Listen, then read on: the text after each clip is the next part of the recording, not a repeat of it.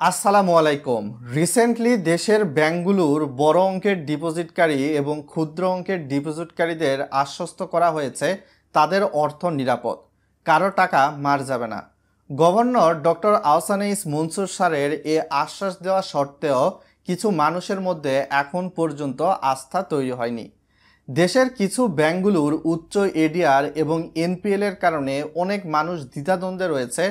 বিশেষজ্ঞরা মনে করছেন দেশের ব্যাংকগুলোর এমন অবস্থা হওয়া উচিত ছিল না। তবে আগের সরকারের আমলে কিছু ব্যাংকে সরকারি সহায়তায় ঋণের নামে লুটতরাজ চালানো হয়েছে, যার ফলশ্রুতিতে আজকের এই দশা। এখন কিছু ব্যাংকের এডিআর প্রায় 100%-এ ক্রস করেছে। কথায় নয়, কাজে পরিচয়। সরাসরি আমি আপনাদেরকে তথ্য যাচাই বাছাই করে জানিয়ে দেই। রিসেন্টলি জানানো হয়েছে যে ব্যাংকগুলোর এডিআর রেশিও 100% ক্রস করেছে সে ব্যাংকগুলোর মধ্যে রয়েছে first security Islamic bank, global Islamic bank, social Islamic bank, union bank, national bank, Exim bank. যদিও দুইটি ব্যাংক কিন্তু ইতিমধ্যে রিকভার করেছে দেশের এই দুর্বলতম অবস্থার ব্যাংকিং কার্যক্রম থেকে। সেই ব্যাংকগুলোর মধ্যে রয়েছে ইসলামী ব্যাংক বাংলাদেশ এবং ইউনাইটেড কমার্শিয়াল ব্যাংক। যারা এ সকল ব্যাংকে লেনদেন করে থাকেন তারা কিন্তু জানেন এই ব্যাংকগুলোর লেনদেন কার্যক্রম অনেকটাই স্বাভাবিক হয়ে গেছে। গ্রাহকরা তাদের চাহিদা মতো আমানত কিন্তু পাচ্ছে। এই সকল ব্যাংক যেগুলোর নাম বললাম, এই ব্যাংকগুলোর মধ্যে কিছু কিছু ব্যাংক আবার কিন্তু গ্রাহককে 5,000 টাকাও পর্যন্ত দিতে পারছে না। দেশের পদ্মা ব্যাংক নামে যে ব্যাংকটা রয়েছে, আগে যেটা আরেকটা ব্যাংক নামে পরিচিত ছিল, এই ব্যাংক কিন্তু সরকারি প্রতিষ্ঠানের ডিপোজিট ফেরত দিতে পারছে না। আবার আইসিবি ইসলামিক ব্যাংক, যাদের এডিআর 100%, সেটা কিন্তু ক্রস করেছে। স্ক্রিনে এই মুহূর্তে বাংলাদেশ ব্যাংকের সর্বশেষ প্রতিবেদন কিন্তু দেখতে পাচ্ছেন। ভিডিওটি সম্পূর্ণ দেখার আগে রিকোয়েস্ট থাকবে ভিডিওটি লাইক করে দিবেন আর চ্যানেলে নতুন হলে সাবস্ক্রাইব করে দিবেন।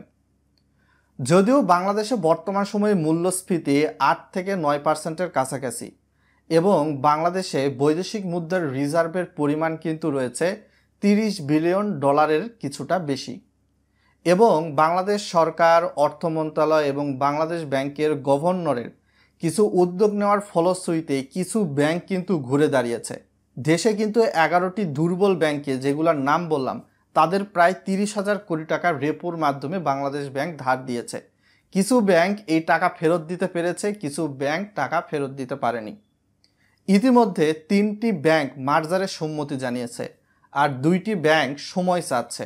তবে বাংলাদেশ ব্যাংকের হাতে ভাগ্য এই 2টি ব্যাংকের, তাদের কি সময় দিবে নাকি দিবে না। আমি আপনাদের যে বিষয়গুলো বললাম এগুলো কিন্তু দৈনিক জনকণ্ঠের রিসেন্ট যে প্রতিবেদন রয়েছে তার বিবেচনায়। যে ব্যাংকগুলোর 100%-এরও বেশি এডিআর, সেগুলো কিন্তু ঝুঁকিপূর্ণ অবস্থায় রয়েছে, যেগুলোর নাম কিন্তু আপনাদেরকে জানিয়েছি। যে ব্যাংকগুলো এখন হয়তোবা মার্জারের পথে যাচ্ছে, সেই ব্যাংকগুলোতে গিয়ে আপনি একসাথে বেশি টাকা উত্তোলন করতে পারবেন না। আপনার আমানত যেহেতু নিরাপদ, গভর্নর যেহেতু আশ্বস্ত করেছে, সরকার যেহেতু আশ্বস্ত করেছে, সেক্ষেত্রে আমরা কিন্তু আশ্বস্ত হতেই পারি। যারা নতুন করে ডিপোজিট করবেন, উপরোক্ত বলা 7 থেকে 8টার মতো ব্যাংকে ডিপোজিট করবেন কিনা তা আপনি ভেবে দেখবেন। এবং এটি ভেবে দেখার জন্য অবশ্যই আপনি ইন্টারনেট সার্চ করবেন আসলে ওই ব্যাংকগুলোর ডিফল্ট লোনের অবস্থা কেমন, এনপিএল রেশিও কেমন, ব্যাংকগুলোর এডিআর অর্থাৎ অ্যাডভান্স ডিপোজিট রেশিও কেমন, ব্যাংকগুলোর আর্থিক অবস্থা কেমন।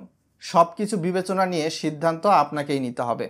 গভর্নর স্যার রিসেন্টলি উল্লেখ করেছেন কিছু ব্যাংকের প্রায় 87% ঋণ একটি পরিবারের কাছে পুঞ্জীভূত হয়ে পড়েছে, যার ফলশ্রুতিতে এই অর্থ রিকভারি করাও কিন্তু কিছুটা কঠিন হয়ে পড়েছে। তবে গভর্নমেন্ট কিন্তু কাজ করে যাচ্ছে সাধারণ গ্রাহকদের, আমানতকারীদের কথা ভেবে।